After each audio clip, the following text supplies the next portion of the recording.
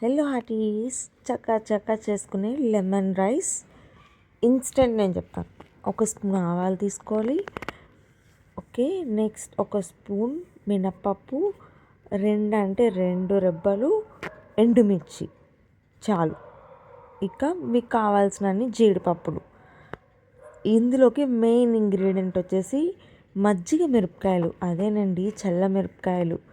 దీనికి తోడు ఒక కరివేపాకు రెబ్బ తీసుకోండి, ఒక స్పూన్ జీలకర్ర చాలు, ఇంతే. ఇవి వేసుకున్న తర్వాత ఇప్పుడు మనం ఏం చేస్తామంటే ముందు అందులోకి 2 స్పూన్స్ ఆఫ్ ఆయిల్.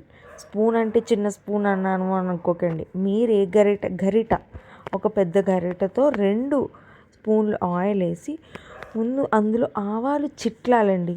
చిట్లిన తర్వాత మినపప్పు వేసుకోవాలి. మినపప్పు వేసిన తర్వాత ఈ ఎండుమిర్చి, జీడిపప్పు ఇవన్నీ ఏగుతున్నప్పుడు ఒక 2 నిమిషాలు టైం ఇచ్చాక ఎప్పుడైతే మీకు ఇంకా పోపు అంతా చిట్లుతుంది అని అనిపించినప్పుడు బాగా ఒకసారి కలుపుకోండి, ఇట్లా నేను చూపించినట్టు. సో ఇట్లా మిక్స్ చేసుకుంటాం కదా. సో ఇక్కడే ఉంటుందండి అసలైన ట్రిక్. సో కొంచెం చెక్ చేసుకుంటూ ఉండండి, పోపులు నల్లగా కాకుండా ఉండాలి మెయిన్. ఇప్పుడు మనం ఏవైతే చల్లమిరపకాయలు తీసుకున్నామో ఆ చల్లమిరపకాయలు వేసుకొని బాగా, అంటే లైక్ ఇంకా చల్లమిరపకాయ తింటే అలా అని కరకరలాడకూడదు, అలా అని మెత్తగా ఉండకూడదు.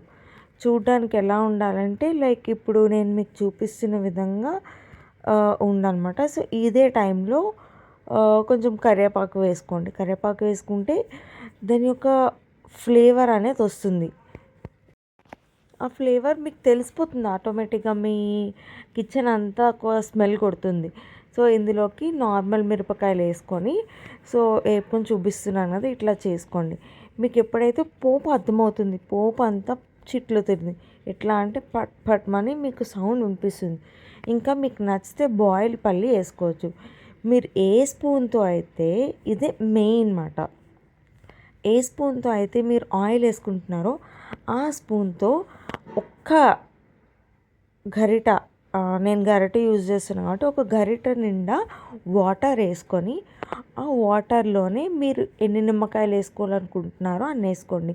Most 1.5 or 2 is enough for 3 people lemon రైస్కి. సో ఇక్కడ నేను ఎందుకంటే డైరెక్ట్ మనం పోపు పైన లెమన్ వేస్తే సో అది అనేది మాడిపోతుంది, లైక్ ఒక డిఫరెంట్ అయిపోతుంది. సో మనం బేసిక్ వాటర్ వేసి ఆ వాటర్లో లెమన్ వేసుకొని దాంట్లోకి పసుపు యాడ్ చేయండి. ఇట్లా పసుపు యాడ్ చేశాక తగినంత సాల్ట్ వేసుకోవాలి. సాల్ట్ చెక్ చేసుకోండి, ఎందుకంటే ఆల్రెడీ మనం చల్లమిరపకాయలు వేసుకుంటాం కాబట్టి. సో సాల్ట్ చెక్ చేసుకుంటూ, సో ముందుగా రైస్ పెట్టుకొని ఉంటాం కదా, ఆ రైస్ ఒక బౌల్లో వేసుకొని ఫ్యాన్ కింద పెట్టి రైస్ అనేది పొడి పొడిగా ఉండాలి. పొడి పొడిగా ఉంటేనే దాని యొక్క టేస్ట్ అనేది బయటకు వస్తుందన్నమాట. సో ఆ పొడిగా ఉన్న దానిపైన ఒక స్పూన్ ఆఫ్ ఘీ, నేనైతే నెయ్యి వేసుకున్నా పైన ఫ్లేవర్ కోసం. సో ఇది పూర్తిగా ఆప్షనల్ అనమాట. సో మనమైతే ఇందులో ఆల్రెడీ అన్నీ వేసాం కాబట్టి వీలైనంత వరకు చేత్తో కలుపుకోవడానికి ట్రై చేయండి. లేదు అనుకున్న వాళ్ళు ఇట్లా నేను చూపిస్తున్నట్టు గరిటెతో కలుపుకుంటూ, గరిటె అయితే రైస్ అనేది ఇరిగిపోతుంది. సో కాబట్టి ఒక చిన్న స్పూన్ పెట్టుకొని సో ఇట్లా కలుపుకోండి. ఇది కలుపుతున్నప్పుడు చిన్న చెక్ చేసుకోండి, సాల్ట్ అన్నీ సరిపోయిందా లేదా అని. టు బీ ఫ్రాంక్ చెప్తున్నాను, ఒక్కొక్క ముద్ద తీసుకుంటూ ఆ చల్లమిరపకాయ నంచుకొని తింటే టేస్ట్ అనేది ఎక్సలెంట్.